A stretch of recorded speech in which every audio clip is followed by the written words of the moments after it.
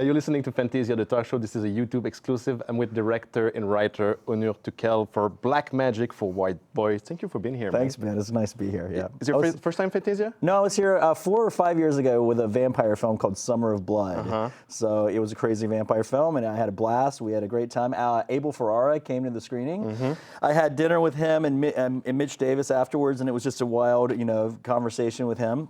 And then ended up seeing Welcome to New York because Abel was showing that, and he ended up doing like an hour-and-a-half Q&A. It was insane. Yeah. Like that's one of the beautiful things about Fantasia is that they really appreciate the filmmakers themselves and really honor them by letting them talk about their films. And the introductions before they introduce the films. It's a rock show, man. It's great, man. Yeah, they treat us like we're I'm so insecure that I get up here and I feel good about myself for a few days. Then I go back to New York and feel like a loser again. Oh, come on. Let's talk about your show and your film, Black Magic for White Boys. Yeah. I was thinking about words to describe it to the people at home, and tell me if I'm off on this. Sure. For me, it's a Seinfeld with magic. Yeah, I like that. That's good. I think if you make a movie in New York that's about neurotic people and all it's that. Seinfeld. It's Seinfeld, Woody Allen. It's Curb Your Enthusiasm or something like that. Larry David, which is great. I don't mind those comparisons because my characters are neurotic and they do have a kind of a New York kind of emotional sensibility and whatnot. So Seinfeld with magic sounds great to me. I love that. I love that a lot. Yeah. So in the movie, there's a struggling magician who can do actual magic. Yeah. And he can make people disappear and reappear them. But it's just the beginning of the movie. There's so many elements around that premise. Why did you want to do those old science stories, not just concentrate on instead of just focusing on one story, the movie is kind of splintered between 3 different stories and 3 different men. My character plays someone who's going to have a baby, and he's stressed out about that, and he's worried about, he wants his whole life, he doesn't want children, right? And the other person, the magician, he's worried about losing his theater because he doesn't have any money. And the other one is, he's a capitalist, makes a lot of money, and he wants to make more money. So these are kind of ideas that are in my head. I'm constantly worried about, as a middle-aged person, I'm terrified of commitment, I'm terrified of responsibility. Yeah. Real work. Well, in the sense, because I don't have a lot of money. So if I felt like, and I can make money if I want. New York is great for making money, and I've got a pretty vast skill set.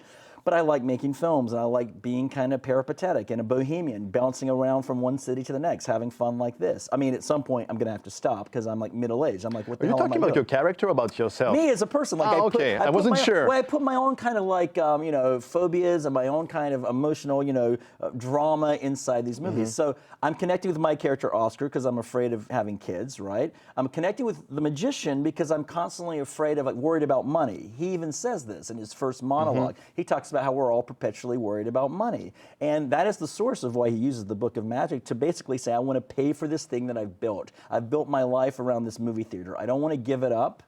So he's using the magic in order to facilitate the longevity of the thing. And then there's the other one, which is, to me, the most evil aspect of the movie at all. I am a capitalist. I believe in capitalism. I'm not a socialist. But I do think you need regulation. Sure. And this movie is about how unregulated kind of capitalism can be destructive and also insidious. I can see that. Let's talk about one of the leads of the movie. You talked about the magician, Larry. He was played by Ronald Gutman. What an amazing actor. But you don't, you speak in French most of the movie. You don't speak French. No. So how do you manage to direct? Ronald is he's just got such a big personality. He's so easy to communicate with. He's the kind of person when you're talking to him, he'll call you. He's very sweet, and he looks at you in the eyes. It's a very intense conversation. He's the same way as an actor. He's extremely passionate. He and I got along very well because we're both brutally honest. And sometimes when you're with honest people, some people's feelings can get hurt if they're like, I didn't like that, I don't like what you're doing, this is bullshit. He's very direct like that, which is the way I am. And he has thick skin, and he's also brilliant because he's the kind of actor, of course, as a director, you want to cast someone who is so good that you don't have to give them any direction. You know what I mean? So you didn't have to direct him during the movie? I did a little bit sometimes, but he's so great that if you direct him, he's not, he either disagree or agree with you, but he'll talk it out and he'll take the direction. Just one little kind of, just pivot a little bit. He can change 180 degrees the way he's performing. Thinks through the character, thinks through his motivation, wants to know about the insights of that, and it's great. I just love working with him. I think even though he's been in the industry for over 3 decades, I do think he's underrated. I think you should see him as the lead of every movie. I want to put him in everything, So, he's fantastic. For me, like the dialogue in the movie are very real. Were they ad-lib in any way or improvised? Sometimes I do that. We use 2 cameras, and for me as a director, if a scene isn't working, if it doesn't feel real to me or doesn't feel like it doesn't have any energy, It's usually in the dialogue. I feel like the dialogue isn't realistic, or it's not working for me. We usually just change the dialogue on the spot, and sometimes that means improving. 180 degrees, just get rid of the script. Let's improv it. So I do that sometimes, and it's usually a mix. I tell if we were acting in a scene, I would say, Ben, learn all the dialogue. Change the dialogue any way you want to change it so it sounds more natural. Just make sure the context doesn't change, the meaning doesn't change. Plot. Yeah, and if it's a joke that I've written specifically and I feel like your improv is not doing justice to the joke, I will say, let's go back and say it this way. So it's a balance between giving the actors autonomy, because they have ownership of the character, and me trying to fill it out, listen and say, does it sound real? Do I believe it? If I don't, it's usually because the script needs a rewrite or the dialogue needs to be refurbished. Are they scenes that added in the finished movie that weren't in the final script? Did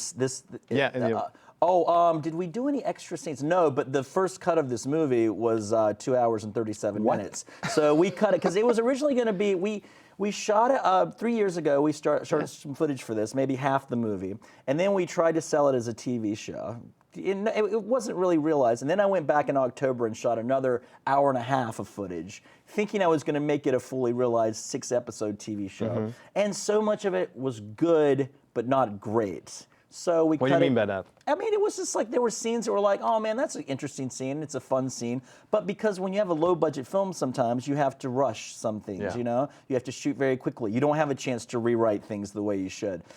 So I found that like, oh man, there's a good, interesting TV show here, but it's not great. It's a better movie. It's a great movie. It was an okay TV show. So, you know, and it's great because I feel like the film seems very episodic. Lots of little scenes here and there that make up a great story, but it's not like, oh, we have this storyline pushing the next subplot. It's almost kind of like this weird mystery that builds and everything converges. They're divided by chapters also. Yeah, so 5 chapters, which was great. And the 5 chapters were kind of like what the 5 to 6 episodes were going to be. You know what I mean? So, yeah. So thanks for being here. Oh, man, it's a pleasure being here. Thank you so much. Onur Tukel, one of the strangest but more funnest? How do you say that? Yeah, more fun. I think funnest, funnier, more fun, but interesting. Funnest, yeah.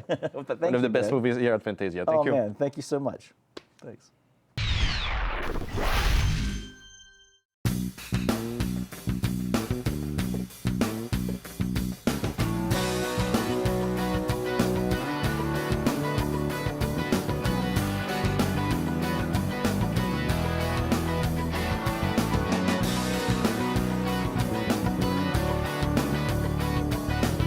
Oh man, it's fantastic. This is the world premiere, so just sit in the audience. It looked amazing, sounded amazing.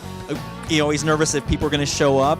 You know, it was 90% full, 85%, which is amazing and great, and people enjoyed it. And I never usually enjoy world premieres. I never usually watch the movie, and I had a beautiful experience with this. You know.